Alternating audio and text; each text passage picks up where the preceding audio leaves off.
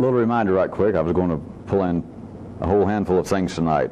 One is to remind you that I oftentimes use this description to point out that in the observable 3D world in which everyone lives, in which everyone is conscious here, that you could look upon all events.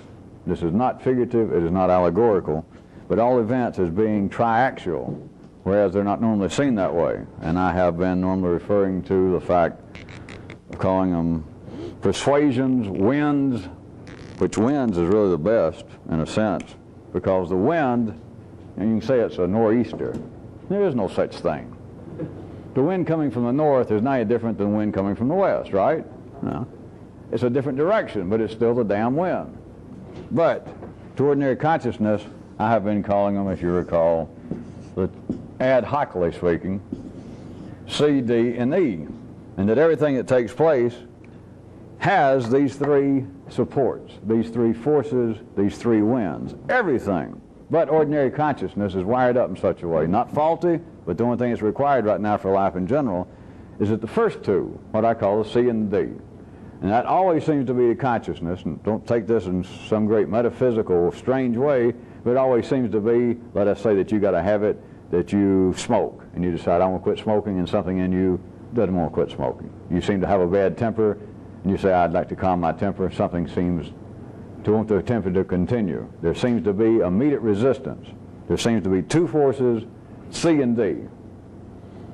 Is that which seems to be observable. In times past, cruder people, people of lower persuasions, people of less ordinary consciousness, even looked at the C and the D as being the good and the evil. And I have, again, for ad hoc purposes, I've even referred to, since I use the alphabetical descriptions of C, D, and E, referred to the C and the D as apparent, relatively speaking, as apparent, relatively constructive and destructive.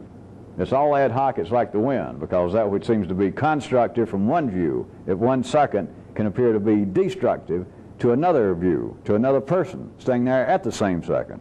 Then the E just seems to fit that in my jocular way, that I have even referred to that as being the irrelevant. It is that which seems to have no immediate bearing on what is taking place. It is that which, if you can narrow down, which anybody can, if you once accept and see what I'm talking about, whatever the situation seems to be, these two forces, the good guys against the bad guys, whatever's going on, you wanting to do something, then other people trying to stop you. All right. Anything that does not fit into that binary scenario would be the E. All right, is everyone up to speed? Good, good, good, good. All right, now, a short handful of some things that I have touched on in the last year or so that I want to try and bring your attention back to in light of some of the things I have been mentioning for the last few weeks. First off, that there is never sufficient energy, there is never sufficient information in any ordinary C and D situation to facilitate any change. This is, if you can hear it, it is literally a hard surfaced scientific reality. That when you're seeing whatever the situation, and you see the two obvious, the two always present, the two blatant forces, the two dynamics at work, is me wanting to do something, me being motivated to do something, and then that which seems to stand in my way. In that situation, in that ordinary dance, there is never, never, ever sufficient energy to change the situation. There is insufficient data to even know how to go about change. Now, if you see that very quickly, among other views, there is a scientific proof of why change is not ordinarily available. When all that is present seems to be the urge and the resistance, when the only things that seem to be present to your consciousness, the only things that you seem to take into consideration, the only things at that moment, whether the moment be a day, a week, on and off for a year, the only things that seem to be prevalent, that seem to be pertinent, the only things that seem to be of any consequence to you is the this or the that. That is the C or the D. The two obvious, what I want and what seems to be resisting it. Nothing can ever change. Nothing, nothing, nothing. Nothing. Nothing. You can apparently pirouette around and around with yourself. You can apparently go through this dance that everyone does of around and around and around, that I'll change, no I won't, I'm too tired, I'll do it tomorrow, no I'll do it the day after tomorrow. All right, I would have done it today, but somebody else's fault. I would have done what I wanted to, but the resistance is too great.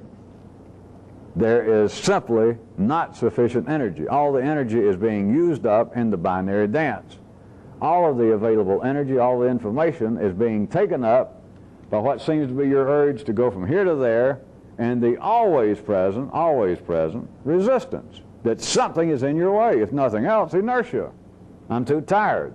There is always the two factors, the two winds, that apparently I'm wanting to be blown toward the Aegean coast, and then apparently, though, here comes a wind out of the southwest, and it's keeping me away.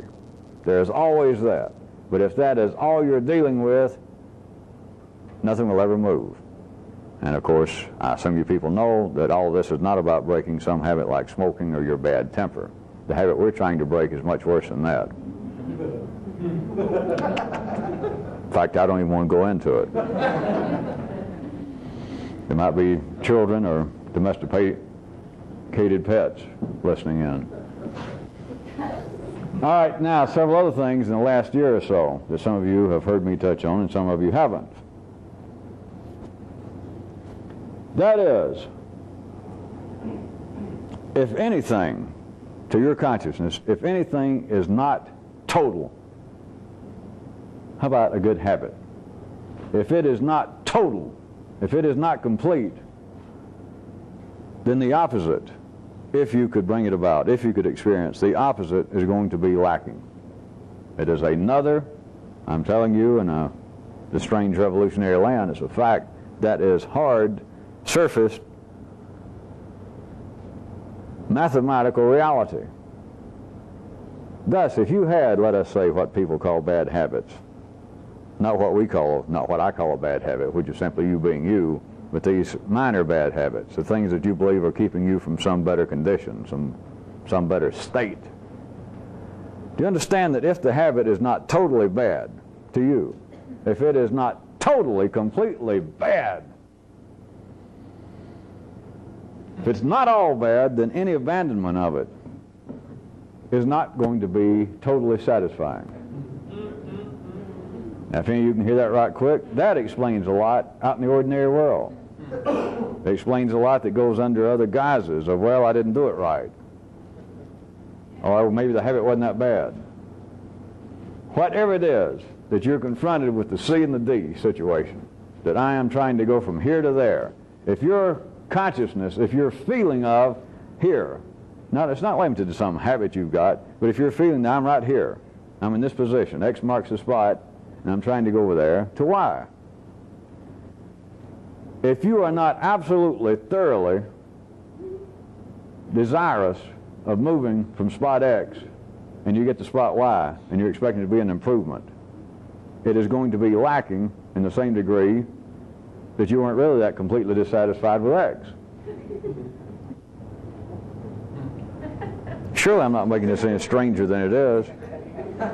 If you've got a habit, you have 2 or 3 drinks every day after work, and for some reason you keep thinking, I should stop that. And you keep reading articles, and you keep hearing on the news. That it just seems like you should stop. If you did in some way abandon this, we're just talking about ordinary people now, and you were able to abandon, for whatever reason, you stopped drinking.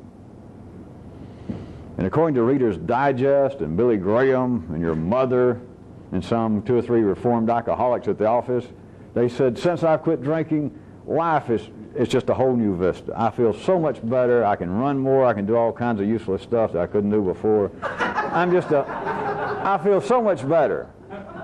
And then you stop, for whatever reason, and you find it's not true.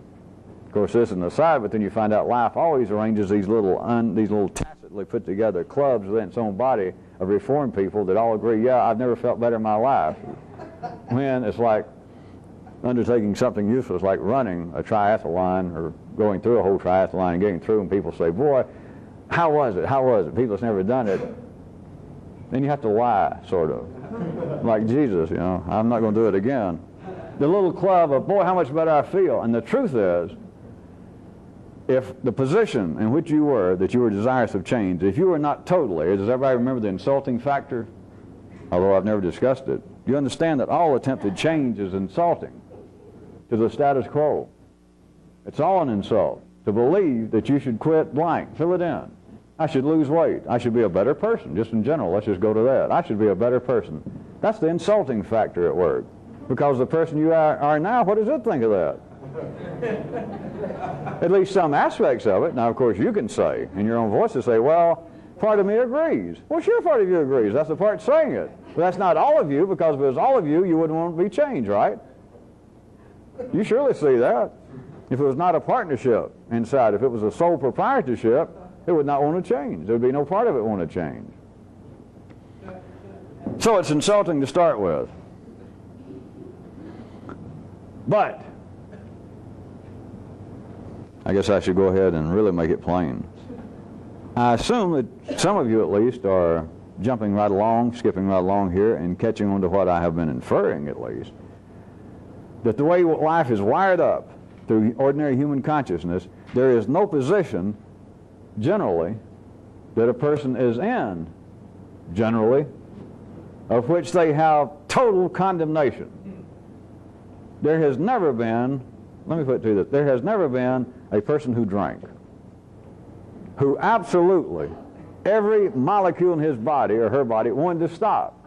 Because they had, there's no question about it, right? We wouldn't be discussing people. But nobody, even if their liver's out to here and they're spitting up blood and the doctor says you're going to die, nobody totally wants to change anything. A person who says, I've got a bad habit. I've beaten up 3 wives. They've all left me. I've battered my children I've had. I've been put in jail numerous times. I've been threatened. I've got to stop this.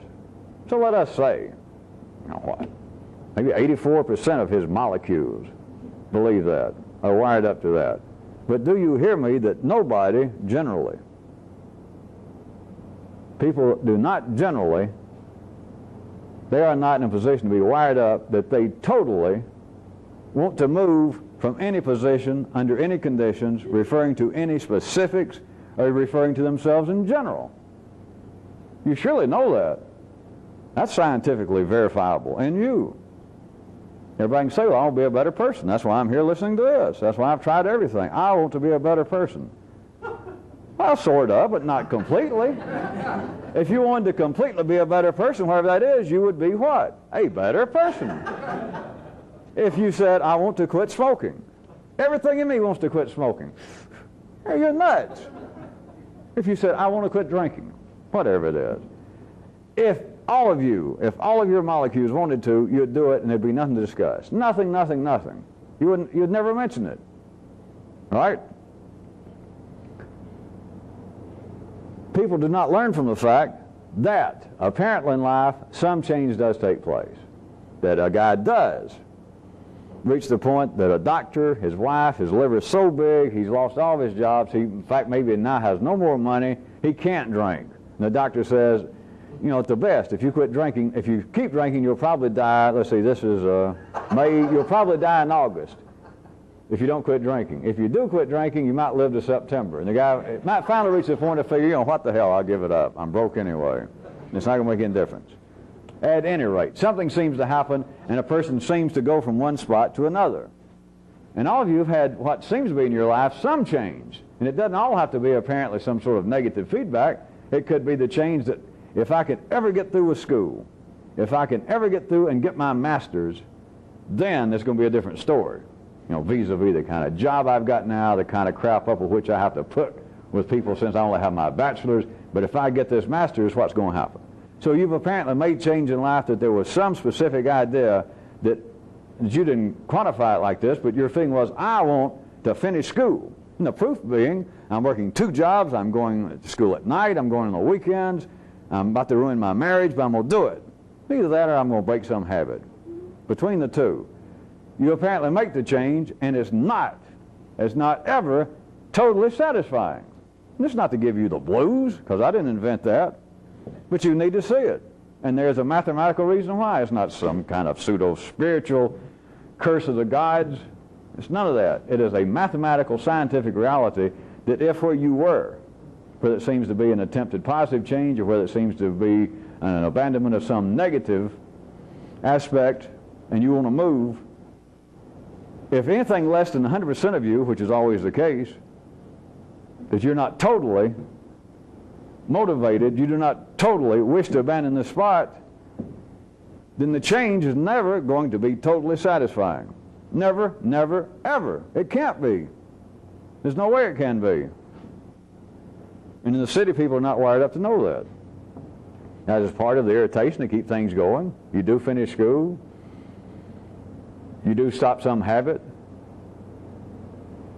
You go find all these people that quit drinking or smoking or that quit being their wives, and you want to go ahead and join one of those damn clubs, and what you really want to do is get around them and find out, did I do it right? Are these people really totally happy that they did it? Are they all that glad they quit drinking? In other words, you're not. Not totally. It's not like you thought. Because you cannot take C, or heads of a coin that's got a piece missing, and turn it over, and tails is suddenly going to be totally satisfying. But the missing piece is going to be there. If you're... Surely, I've made this clear enough, but here we go. If you're at 98%, let me be magnanimous. I can do that, can't you? Yeah. All right. As long as the children are not watching the tape, I'll be magnanimous. Let us say that you're 98%. Sick and tired of drinking, and you quit drinking. The best you're going to feel, the most you're going to be pleased of doing it will be 98%. Which maybe some of you who have strange still city views, you might think, boy, 98% is great. No, it ain't. You're still irritated because people do not go around in some way measuring how irritated they are. The thing is, you're going to apparently have made some change, and you're still going to be pissed. You're still going to be less than totally satisfied. Now, see if you can follow this. Something else I've mentioned some time back, but see if you can find the connection. If you still think about something that you have ever done, you didn't do it right. There is one other possibility that I'm not going into tonight, which should be obvious. There's really two possibilities. If you still think about something, it's either you didn't do it, which is not what we're talking about tonight, because that should be self-evident. That's one possibility. You've never done it. That's many people's sexual daydreams, those of you interested. It's simply things you've never done, because many people, I'm not telling you, this is off the subject tonight, but that is the basis of many people's sexual daydreams, is simply they've never done it, and so they continue to dream about it. But back to what I was getting to, that's more connected to what I'm talking about tonight. If you still think about something that you have done, if you have done it, and you still think about it, you didn't do it right.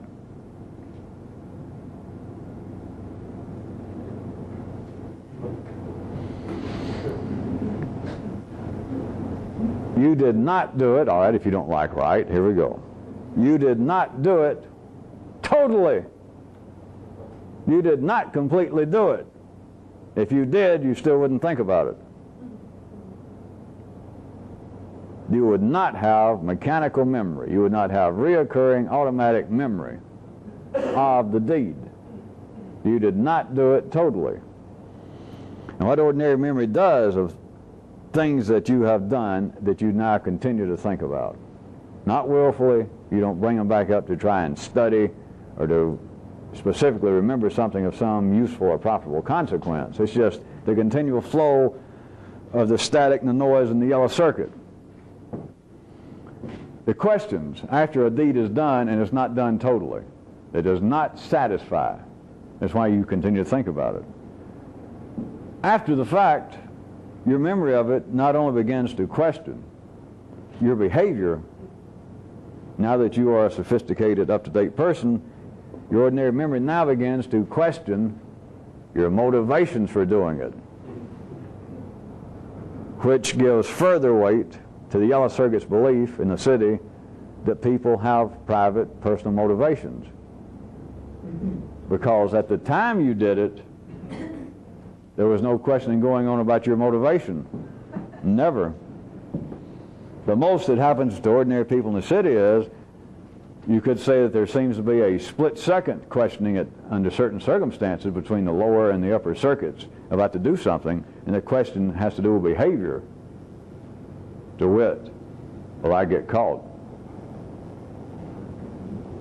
Assuming that the behavior in which you want to engage that you're concerned about to do, to shoplift, to pinch some woman on the ass in the subway, to do something, that there can be a split second. It's based on behavior at that time, not motivation, on behavior. Am I going to pay for this? Am I going to get caught? Is my behavior going to be found out? That's it. No question about motivation. But since deeds are not completely well done, since deeds in the city are never totally done, then after you do it, your memory of it, which you wouldn't have any if you'd done it correctly, as I started out with this paragraph, you notice. But after that, now your memory is not simply on behavior about, boy, what a close call I had. Or your memory is not just on the fact that, boy, I'll never steal anything again because I still remember like it was yesterday when they caught me in Kmart picking up that such and such, and how humiliating. The memory now of the deed is not just the behavior. The memory is now is the motivation, and it's the reconstruction of memory. It's about what made you do that. Why it wasn't your fault that you did that. Why the next time you have occasion to do that, you'll do it differently. The general view I want you to see has to do with memory. Verbalized memory again tonight. That the only things that you normally think about, the things that just flow like what ordinary people call daydreaming, but you've got to see as a continuing it as the life noise of your yellow circuit working when it's not being fed specifically. It's going on all the time. It's a sign that it's alive. The same way it's a sign that your lower systems, your general red systems are alive, that you can hear yourself wheezing and breathing. The yellow circuit's alive because it's daydreaming. It's the noise running through it. And that noise is continually, to a large degree, on deeds that you've done. I mean, that's what people call memory. But the reason you remember them is because you did not do them totally. Nobody can even, I guess it's asking a lot. At the first of the week, and I just got half a tape, so I'll leave it with you, of what you might use that, and what way you might use that. It's there to study. And I don't mean for years or months or maybe even hours, but just to be aware of the fact that you continue to think about deeds done. Well, let's get really down in the gutter, down to the level many people would look at as being some form of guilt of all the things that you regret that you've done. Think about it a second. You got a second? We got a second. When you think about the past, when you are engaged or when you are a victim of the automatic running flow of yellow circuit memory, that is, you're thinking about things you've done in the past. How much, what percentage of the things you're thinking about are some sort of little pictures and words of daydreams of all your victories, all the times you did things that were just exemplary, things that made you proud to be a human, things that you knew that just made everyone else proud.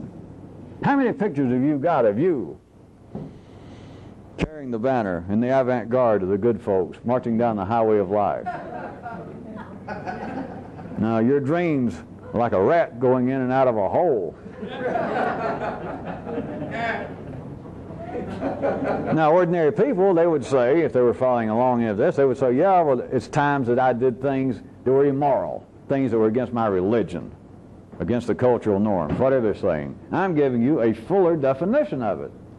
There's nothing wrong with theirs if you're a child. I'm beginning to stretch it into the 4D world. It's not because these memories that you have of deeds, it's not because you remember them and they were transgressions against some religion. They may have been, but that is not the basis of it. The reason you remember it is that you did not do it totally. All right, I'll take another quick aside. Do any of you understand I'm playing with justice? This is an act, it could not happen. If I can describe it, and it'll sound like it could be true. You got to listen fast because I'm just going to say it. Do you understand that anybody trying to pursue any religion that had, a belief in a good system like the gods and the anti-gods, You would actually be pursuing that system if you could completely follow one or the other. That is, their standards of here's the things to do to be a good blank, Buddhist, Jew, Christian, whatever, or here's the things not to do. If you could totally do either one, if you could totally be evil, according to them, you would then be whatever their religion calls it. I guess to domesticated pets and children that might have just wandered in and seen this tape, that sounds, I guess, a little strange. It just shows the limits of the consciousness of children. Back to where we were. In the city, under ordinary perception, behavior and consciousness, both, are limited in such a way that no one can apparently completely do something wholeheartedly. How about that? Let's just use good down-home terminology. Nobody can wholeheartedly do anything. Nobody can wholeheartedly turn to their boss and say, God, I hate you. Nobody can turn to their wife or their husband, their mother, their neighbor that keeps running over your little flowers that you plant. The person that seems to be almost the bane of your existence. There's still, you should surely know this, it is impossible under ordinary city conditions for anyone to turn to their neighbor, to someone who seems to be almost a living anathema to them, and say, I hate you with a vengeance. I hate you with a passion unequaled in my life.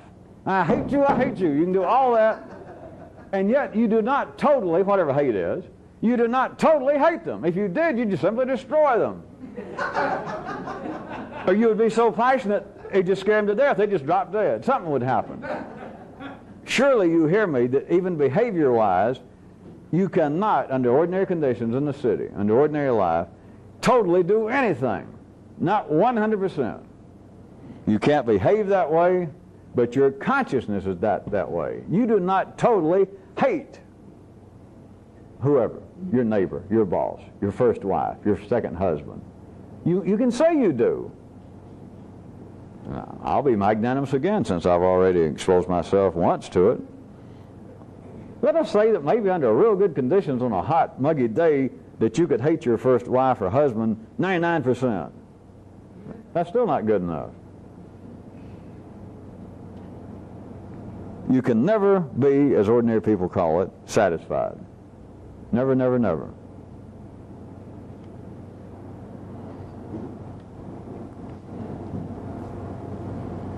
Now, rather than just look at this in one direction, which I'm describing it with this limited amount of time that I have allotted myself tonight, it's not just a one-way thing of me pointing out that the only thing the ordinary memory recalls about deeds that were done were deeds that were not well done. They were not completely done by you. Rather than look at that as just some comment I made and that may be interesting and you might learn something, how could you use it? If you get a glimpse of that, why would you bother now to even tolerate those kind of memories? Why would you entertain them at all? Like flies coming in and lighting periodically on your brain. I mean, since many of you, I still, for a long time, with people that get involved with this, even though I describe it in numerous ways, they want to ask questions about, well, what do I do? Sometimes I do hate people. Sometimes I do still carry grudges against my mother and I can't help. They just come upon me and what should I do? I feel terrible about it. And I've described it in numerous ways, not to explain it away and not to give you some justification, but to see the reality of it. And since I've never used that one until now, that is one. Is everybody, I assume you, whoever's your spiritual hero, how about the great Buddha laying there and always serene and always happy? I assure you that he had mechanical thoughts of him strangling his mother. Or there were smart aleck remarks ran through his yellow system, things that he had heard that Moses had said. Or Confucius, and him thinking about, oh, those Chinese don't know shit. I'm talking about after the great one was enlightened. And he's laying there and there's nothing else going on and he's come through. It's like flies lighting on you, except they're lighting on your brain. Do you take flies personally? I'm assuming all of you are just sort of walking around sane. You're laying out in the backyard and it's the summertime, you're just stretched out there for a few minutes and a fly gets on you and you brush it off and it goes away. You can almost still feel its little feet. Or for a split second, you knew it was there, but you take it personally? Now, if you do, please don't let me know. Do you feel like that out of the whole universe, you're laying there and the evil spirits, UFOs from Jupiter's 14th moon, sent down this fly, get on him and annoy him. It lights on you, you brush it off. You can look away and a fly will come right back. Light on you again. You wave it off. That's no more than that, literally. You're no more responsible for it. It has no more connection unless you do begin to take it personally. You take the fly now as being part of you. You take the memory. You take the thought that seems to be untoward, that seems to be somewhere even close to despicable, resentful. How can I do this?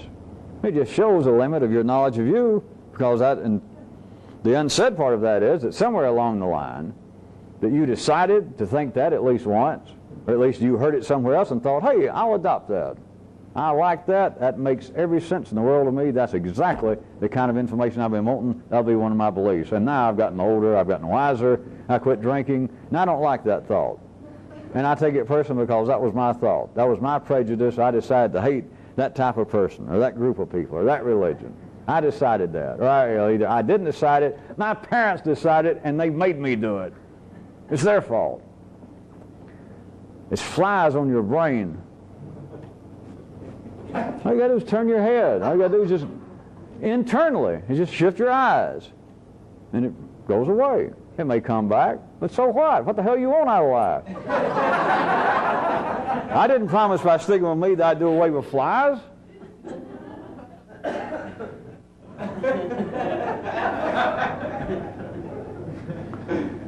That kind of memory, when I was saying the practical use, if you remember where I got off the main track there for a second, the main use is you should look, all right, you take the memories. That is, I'm saying you as ordinary person, ordinary consciousness, you take the memories of all the things, all the deeds that you've done that you do not find to be well done, things that you regret, things that you are not totally satisfied with, and you keep remembering them. They keep flying and lighting on your brain, and you take them personally. You take them as being serious. How can you do that? And if you get a glimpse of the fact that there is no way to rehabilitate these memories, there is no way to make 98% into 100%. You cannot do it. You cannot create energy. You cannot create memory. You cannot create data. Not you. Your memory will never improve. I'm not talking about your memory as a human institution. I'm talking about the memory of something specific. It is not going to improve. You should see that as soon as I point out. You've had every opportunity. Think how many times you remember the time you insulted your mother or she insulted you. You've thought about it. I didn't have one of those little counters with me, but, you know, how many hundreds of thousands of times or maybe millions have you thought about it? Has it gotten any better? Any clearer? Any more justifiable?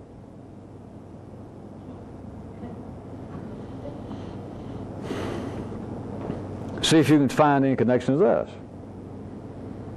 To be a would-be revolutionary, you should not be in the outcome business.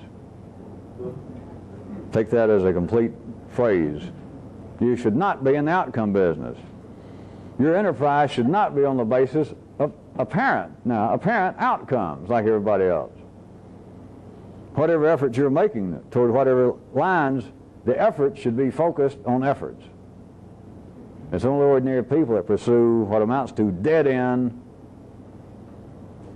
results. If you've got enough hyphens in your pen or pencil, you can put all that down as one phrase: dead end, end results. That is what you're dealing with at the ordinary level. To believe that there is an outcome, that's to believe that there is a period possible in a sentence, that's to believe that given only the energy and the information in the dynamics of a C and D situation, that there will ever be a satisfying conclusion. Don't take my word. Ask yourself right quick, have I ever done anything in my life that had a totally satisfying conclusion? And unless you're an ordinary person, insane, and don't belong here, the answer is no. The answer is obviously no. you should abandon, once you get a glimpse of it, this illusionary business, this illusionary enterprise that you are in the outcome business. It's only ordinary people that believe, all right, there's got to be an outcome to this. I keep suffering, I keep worrying about blank. My drinking, my attitude, my mother, my memory of the way that I used to treat my first wife.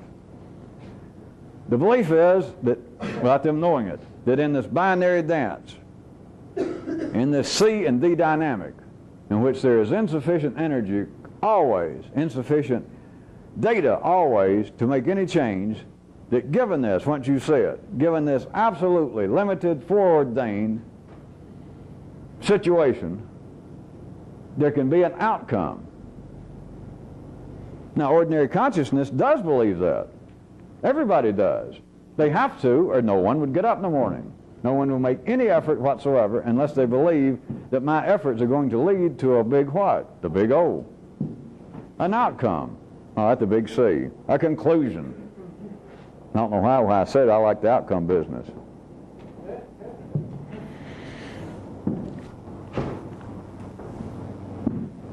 You are locked in to a limited, you are locked into a flawed, you are locked into a lacking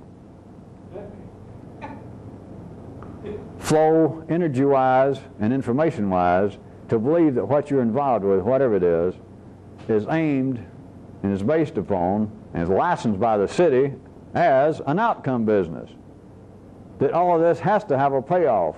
What I'm going to do, all right, I'm going to quit drinking for whatever reason. I keep reading, I keep worrying, and I keep being sick, so whatever it is, I'm going to quit drinking, and there'll be an outcome to this, a payoff. I will feel so much better, they'll be astounding. I'll feel so much better that I'll probably want to cry. Oh, according to what I read, it may take, I think it takes 8 weeks, they claim, for the last little molecule of alcohol to get out of your body. So sometime between now and 2 months from now, by God, I'll just be a brand new person. And even if it does not get stated in the yellow circuit, your dream is, not just drinking, lose weight. If I could lose 40 pounds, if I could lose my husband, if something had happened, even the unstated part is, I will be so happy, the outcome will be so astounding that I just don't even have words. I can't think. I'll just be so happy I'll probably skip and wave my arms in a silly manner. I'll probably just be overcome. I'll be so happy with myself, it'll be a whole new ball game. That's the outcome. Do you see any connection between all this? The opposite of any condition cannot be more complete than the original. That is, the apparent outcome of whatever your efforts are never going to be any more complete, any more satisfying than the apparent questionable condition that you're in now. Only a real revolutionist has any understanding, and I cannot force this into any 3D verbal logic. And I'm going to try. And some of you should be well enough along and aware of it now that you could even jump 2 or 3 words ahead of me now and know what I'm about to say. I'm not going to try, but I'm going to point out to you that only a real revolutionist understands that whatever efforts I'm making, that's the point. That only a very crude, very childish sort has any question, that is, in turn, that would entertain the question from his own partnership, from his own past, from his own mechanical memory, such as, why are you doing this? A real revolutionist, were he to respond to such as that? Now, his response, even maybe non-verbally, is such things as like, you shut up, you dumb motherfucker. That's the response. Why are you doing this? The real truth is, beyond my little, the real truth is, anybody who would understand at all anything approaching what I'm saying now would also understand that the part of you, that is the part of life's body that makes these noises in you, that would say, why are you doing this? You got to understand the opposite of an incomplete is always incomplete. Any part of you that say, why are you doing this, will never understand it. So you don't have to just say, well, you dumb fig brain.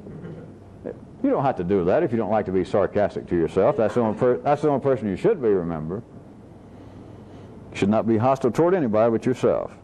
And even then you got to know how to do it. You got to do it with a smile. Because as pitiful as you are, that is everybody, it deserves a smile. But rather than just being necessarily sarcastic to that part of you, you can also do this, since it's so dumb, is to tell it anything.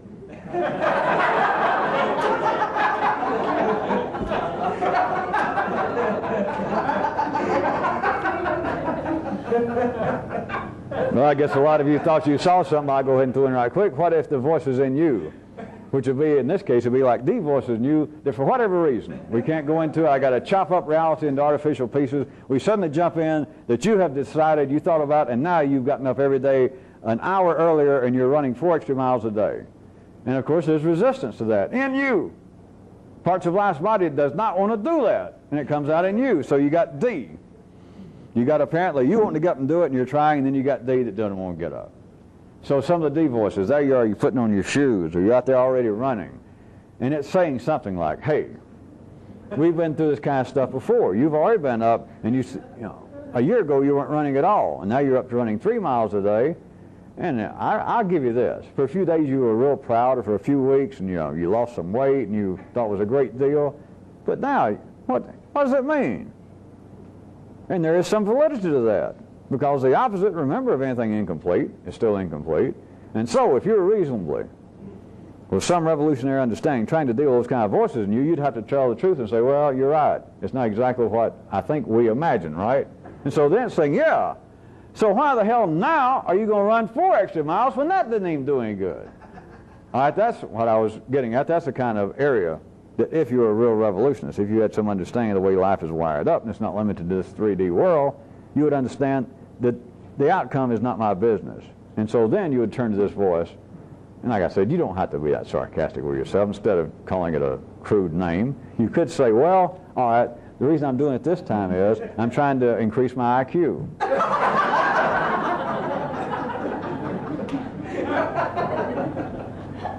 Now, I guess you think that sounds silly, but any part of you, that is any part of life, that is any part of a binary dance between C and D, the resistance has no idea of why the first force is trying to do something. If it did, it would join in. It would not be resisting, right?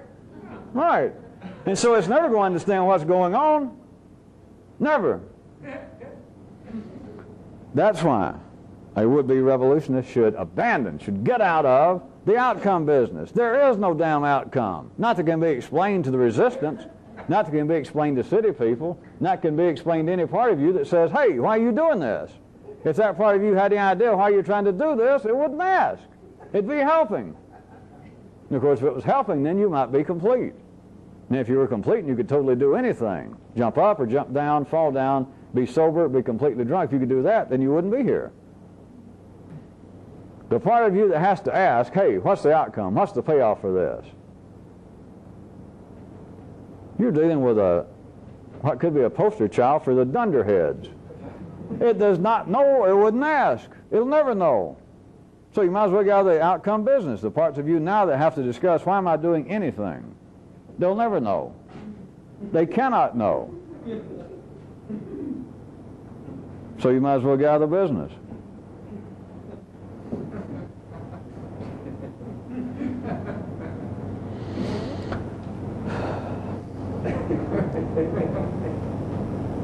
See if it's in connection with this. You remember I brought up that old story about Masada, and I was pointing out that, as always, everything that apparently happens out here, you can see a use for it in here. Or at least I guess I can make some of you see it once I seem to come up with it. But the Romans down there, you remember Masada? I assume all of you did when I brought it up, was on that. What they call geographical formations up on this high plateau. And only one way up, I think, originally, that they built the whole city, and everybody got there by one person got there and pulled everybody else and everything else up on a rope. So here you got the Romans down there crying out for these Jews to come down and give it up. And they said, to hell with you. And these lower forces kept calling out, and finally it reached the point that apparently they could be overtaken, and almost, as I was pointing out, you could look at some of the upper forces as being almost fanatical, almost suicidal in their resistance. Can you see a bit more that I didn't add that night? What if the Romans could sack Masada? What would happen? I'll tell you what will happen. They don't know what the hell to do with it. And again, history is replete with these stories. Nobody knows how to interpret it. And your consciousness, your recollection of your life has got these stories, wherein apparently the Romans did sack Masada, and what did they do? Of course, I'm going to change, I guess, right quick from the Mideast to Central Europe. But I was thinking about, here's the kinds of examples that once they got there, let's say all the higher forces did jump off, commit suicide, just abandon it, and the Romans, the lower forces did take over, the older circuits did take over, what would they do? Here's the way they would use Masada. If you come back a few days later, you would find that a whole bunch of the guys were wrapping their lunch in ripped out Rembrandts and Rubens. You'd find people wrapping up their wet laundry. They'd find old scores from Beethoven. They'd take their wet clothes and wrap it up in it. That is what the lower forces do to the upper forces. And it's not good or evil. It's that it's two different worlds. And part of your memory, though, is a continual dream of the Romans in you, the Romans in your own nervous system, the lower forces in your nervous system shouting, give it up.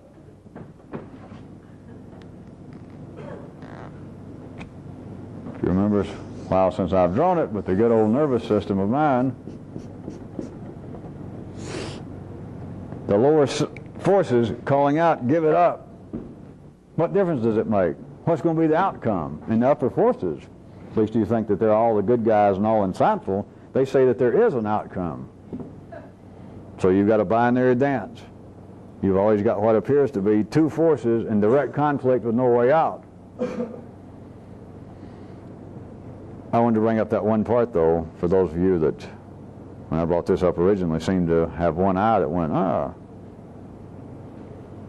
because it is not always a clean getaway that the Jews jumped away and the Romans went, what's the use?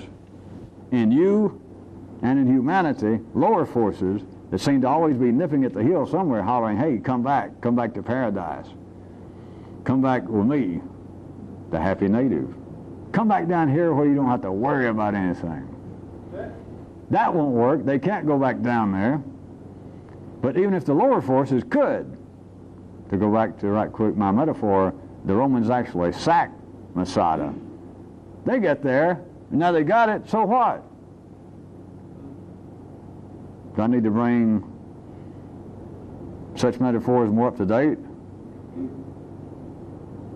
How about the Germans taking over the Louvre?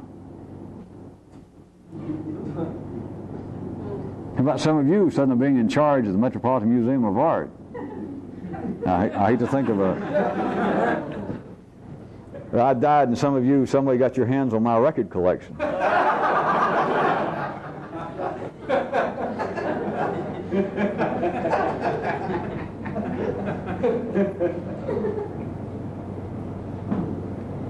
If the upper circuits, if the people in Masada are not getting fed, if they do not get some encouragement, if they do not continue to pursue in some way their own creative activities, their own hobbies, and if they continue to spend, or if they begin to spend more and more of their time looking down and worrying about, hey, they're gaining on us, or those guys are really getting mad, or what if they do find a way up here? What if the outcome is we're going to lose? What if the outcome is they're going to starve us out? What if the outcome is that they're older, stronger than we are? You can't be in the outcome business.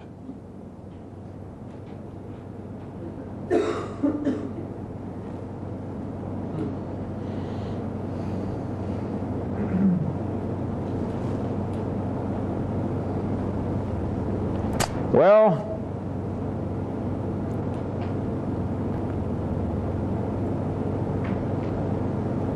if there is such a thing as auspicious, I guess we're there vis-a-vis this tape, and I'm going to stop it on this side so I can throw in an excursion for you people. And we can start the other side of the tape with some of the Atlanta people continuing with their presentations. So this is going to be then the public tape.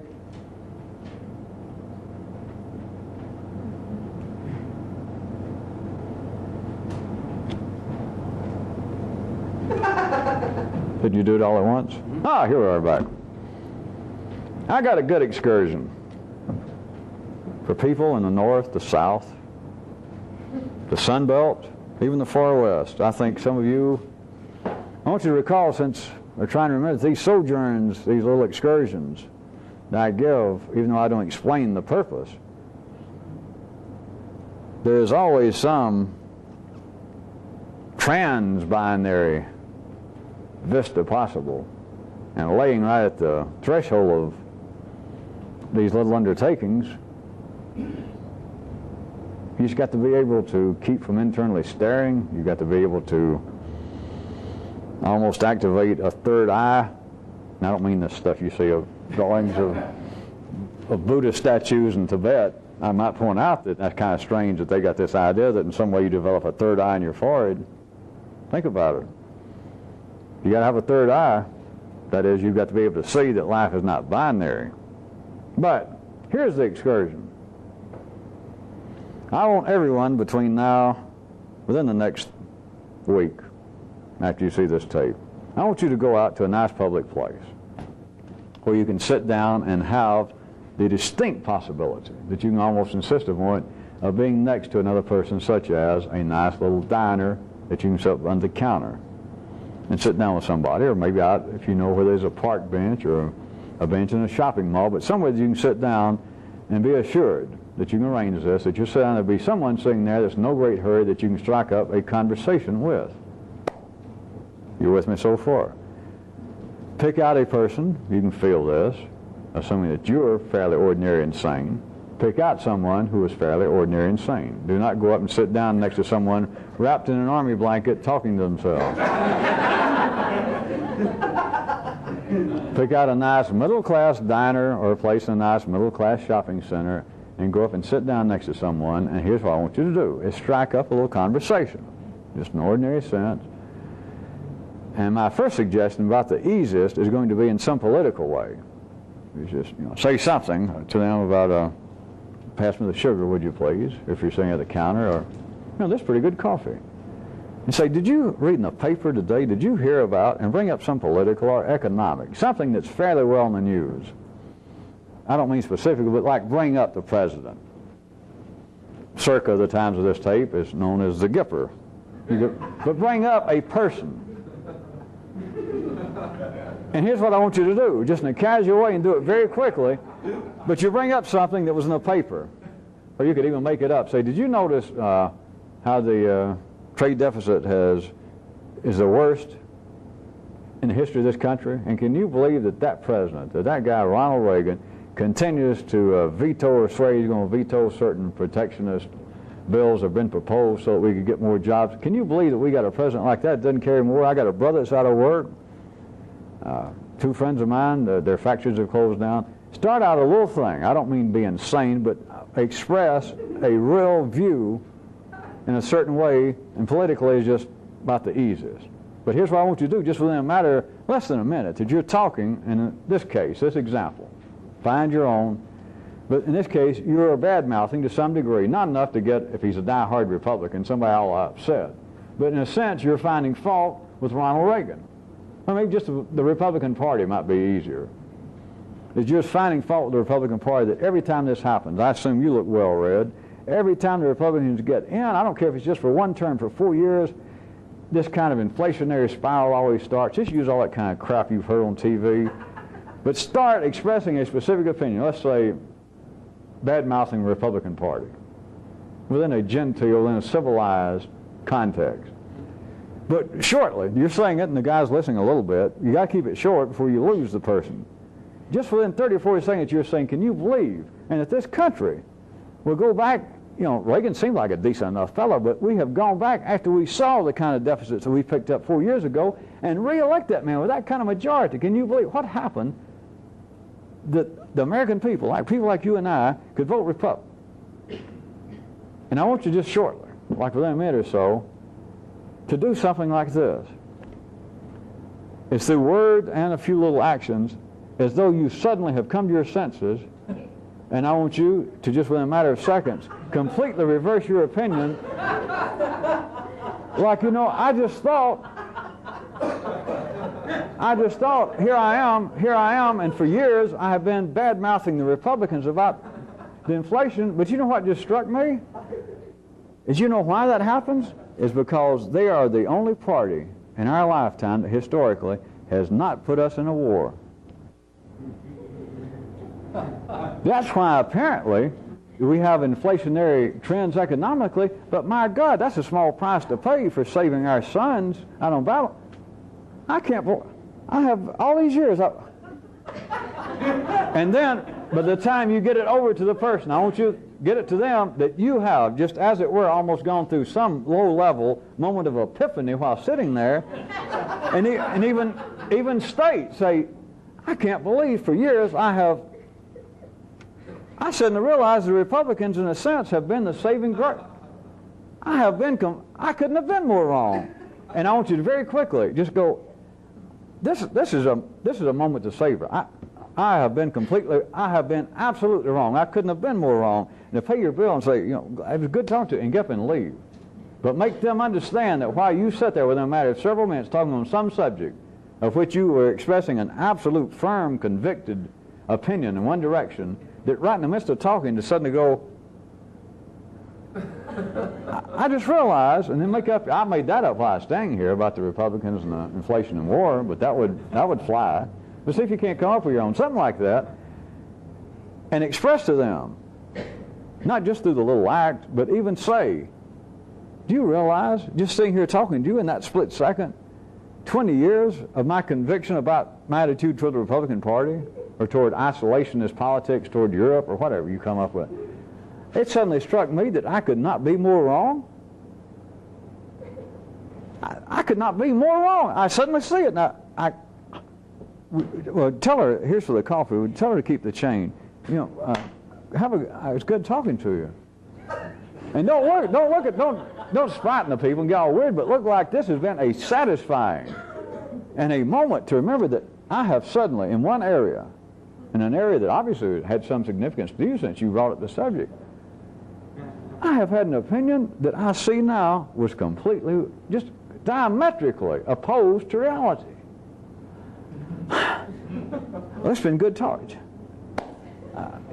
Tell her to keep the change and get up and leave.